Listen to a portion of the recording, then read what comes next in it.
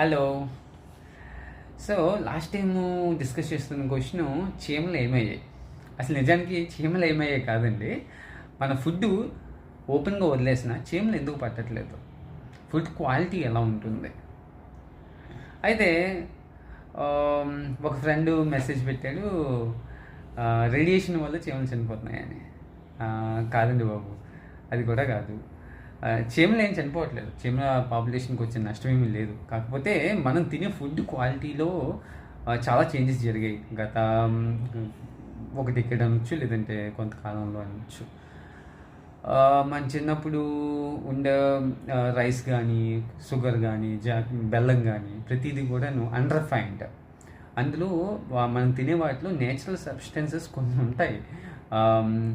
ఇప్పుడు మనం తింటున్న బియ్యం ఫుల్లీ పాలిష్డ్, హస్క్ అనేది ఏమాత్రం కూడా అందులో ఉండదు.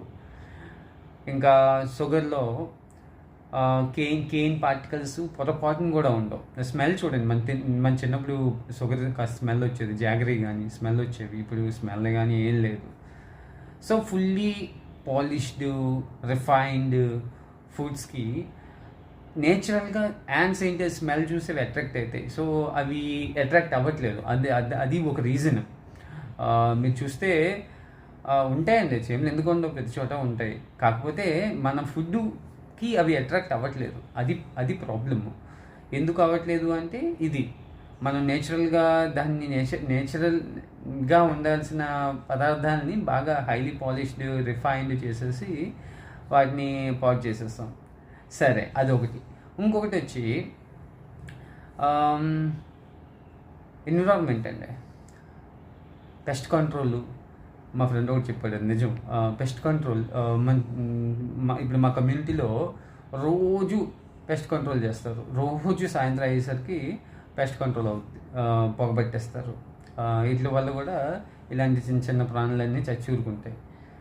అది కాకుండా ఇంట్లోని ఇప్పుడు ఇలాంటి కమ్యూనిటీ కాదు, ఇప్పుడు మోడర్న్ హౌసెస్లో అప్పుడు వాటర్ అక్కడ లీక్ అవుతుందండి. చాలా చాలా పైప్ లైన్ వేసుకొని చాలా నీట్గా ఉంటుంది. సో ఇలాంటి చిన్న చిన్న జీవులు బతకడానికి వాటర్ సోర్స్ కూడా కావాలి. ఇంట్లో వాటర్ సోర్స్ ఉండదు. మా ఇంట్లో పిల్లలు పంపేస్తే తప్ప ఎక్కడ వాటర్ ఉండవు.